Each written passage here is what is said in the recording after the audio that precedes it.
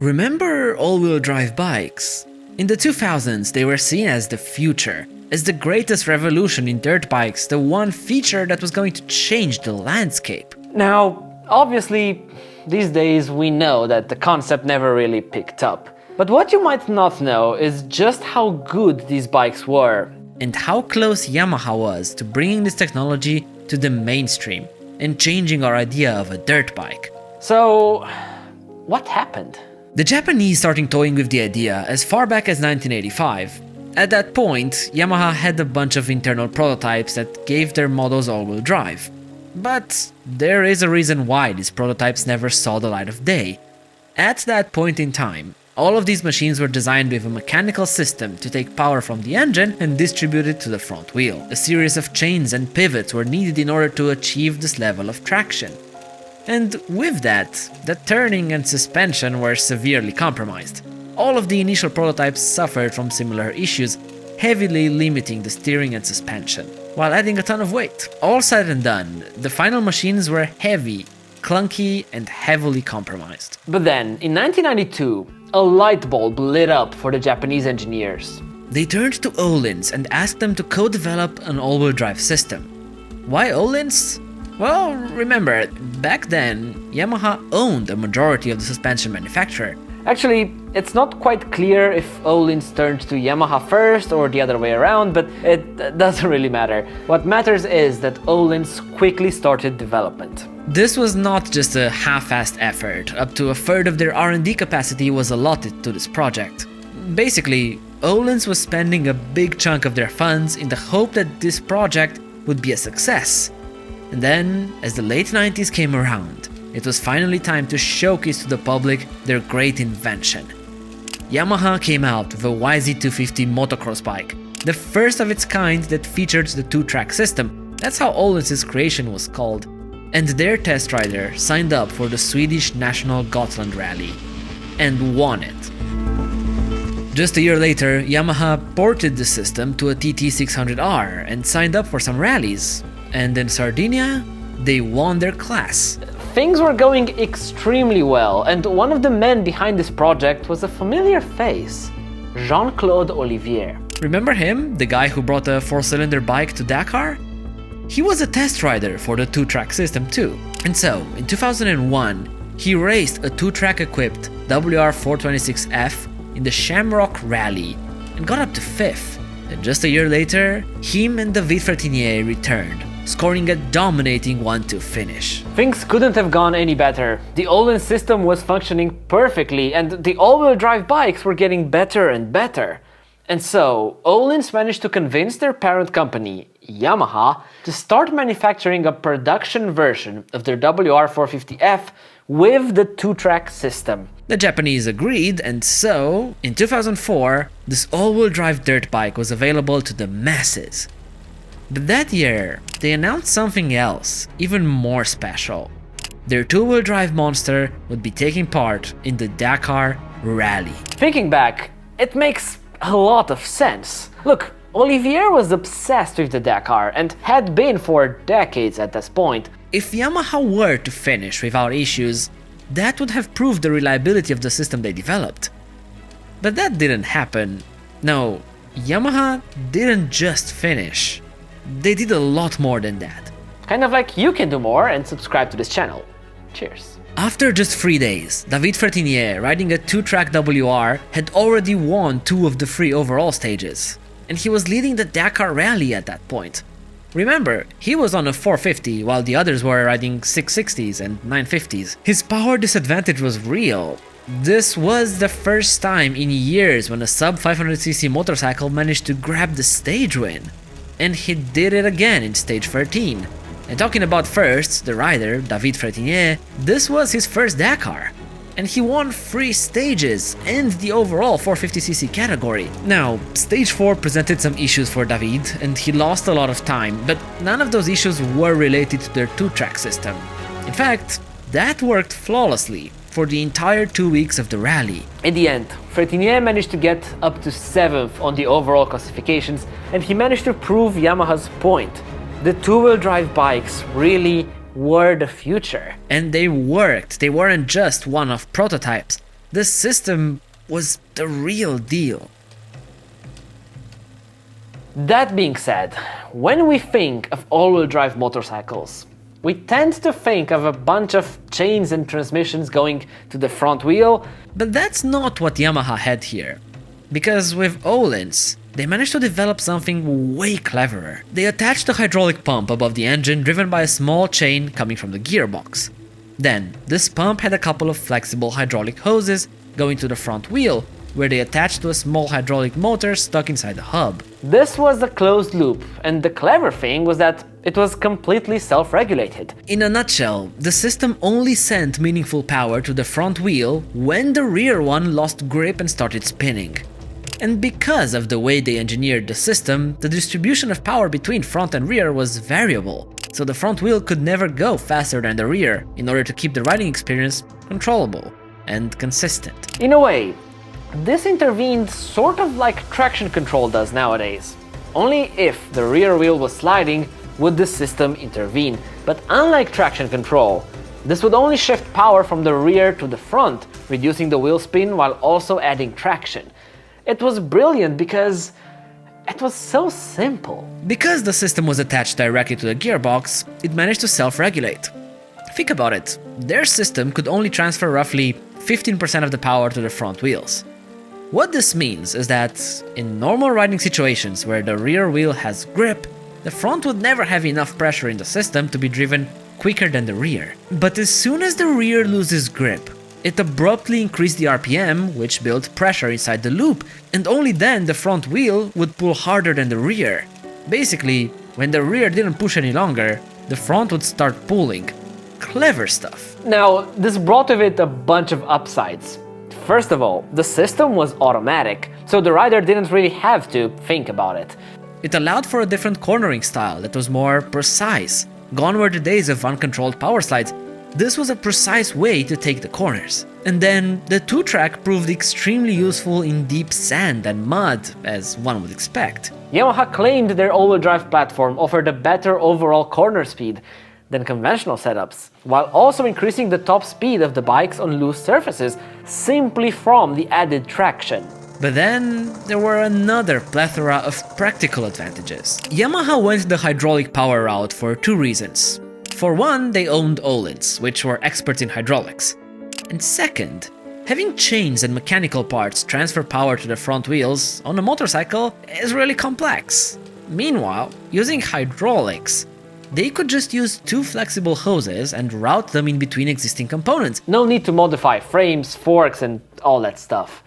This was both better and more plug and play, because the system could easily be adapted to any other motorcycles. Yamaha really saw the future of two wheels in their 2-track system, from the ease of adoption all the way to the riding benefits. And so, in 2004, it was time for their project to see the light of day in showrooms, with the release of the WR450F 2-track.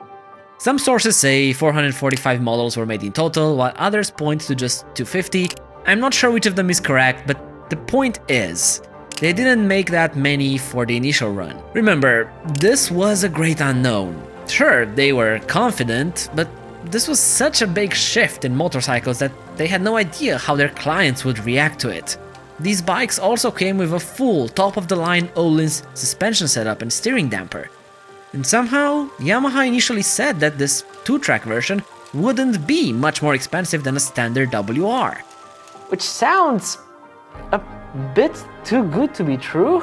As soon as magazines got to play with it, most were in love. The 2-track system was new and exciting, and you can see that reflect in reviews of the time. Beginner and intermediate riders loved it, giving them more confidence than regular dirt bikes. The back wouldn't step out in corners, which was greatly appreciated by these people. But the same trait is what made experienced riders a bit wary, and they didn't like it as much. Overall, journalists kind of got to the conclusion that experienced riders might prefer a standard bike. But for most beginners and intermediate folks, this was a godsend. What all these reviews showed us, in retrospective, is that journalists praising a product is not enough to guarantee its success. Because at the end of the day, the 2-track was an enormous failure. So, what went wrong? Well, according to some more experienced journalists, on hardpack, the all-wheel drive motorcycle was simply inferior. The system added 7 kilos to the bike while robbing part of its power, and most of that weight stood in the front hub, so this made the steering feel numb and heavy. This also meant there was more mass on the front, which made lifting that wheel over obstacles a bit more difficult. This system also came with an increase in steering forces, and while it's hard to explain how that felt, the most I can say is that it was different. Not necessarily bad, but not necessarily good either. And then there were the particularities. One reporter said that, since the front wheel had a hard connection to the gearbox, his bike would occasionally stall when applying a strong force on the front brake, which had to feel awkward as hell. Some owners in forums called the two-track a liability in the woods, and I get it. They would come to a slow corner, try to power out to get the rear to twist earlier and point straight, and suddenly the front would catch and catapult the bike into the nearest tree. Oh, and apparently the system had a tendency to lock up the front forks on occasion. Öhlins had the fix ready for a second iteration, but that never came to be. Look, all of the issues mentioned above could be fixed. It's nothing that would kill a product, and it's stuff that could be improved upon. The reality is, what really went wrong was the way Yamaha handled the launch of the WR450F 2-track. First, while the system on the outside seemed fairly simple, on the inside it was far from that.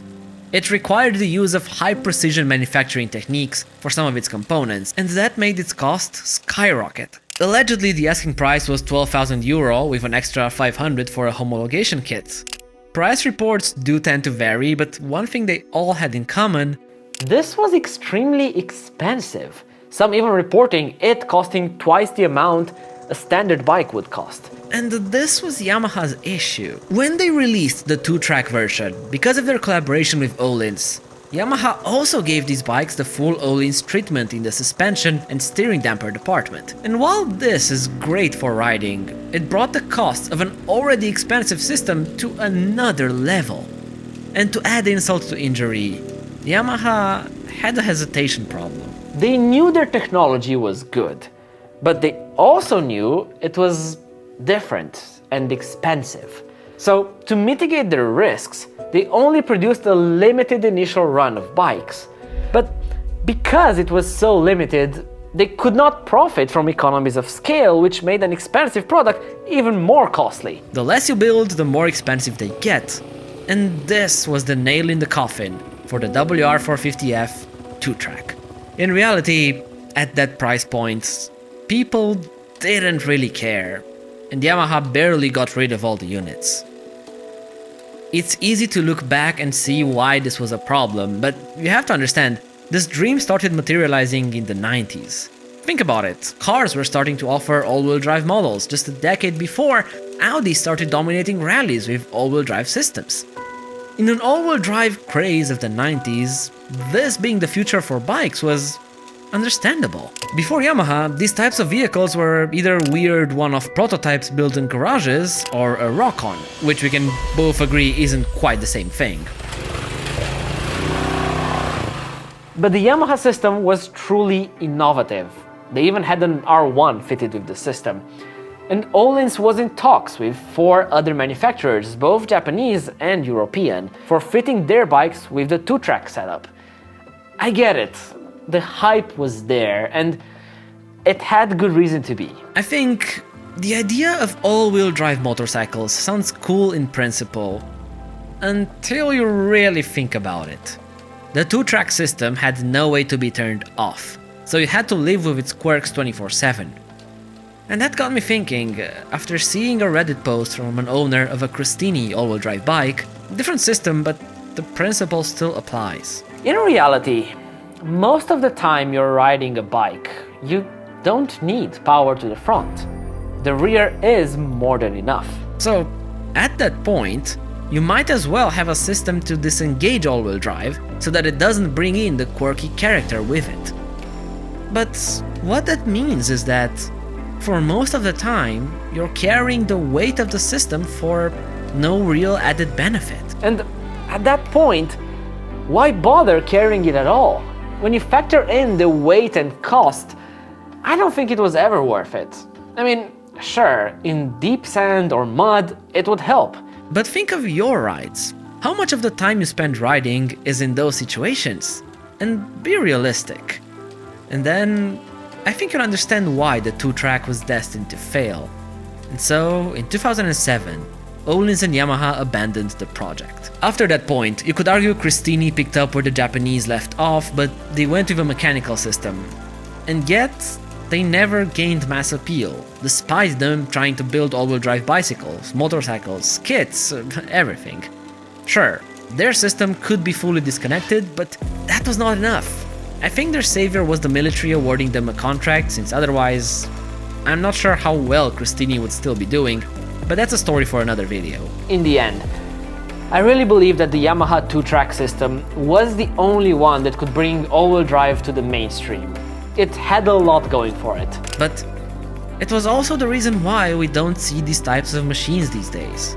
In a way, the 2-track also killed this market. If the prices were lower and adoption was higher, I think our current world would have looked different. Yet, if you set aside the ifs, buts and maybes, all we're left with is a cool story and an even cooler experiment. One that unfortunately was destined to fail from its very beginning.